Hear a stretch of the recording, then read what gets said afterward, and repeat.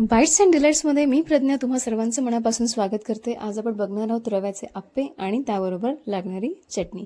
चला तर मग वेळ वाया न घालवता छानपैकी आपण ही रेसिपी तयार करणार आहोत.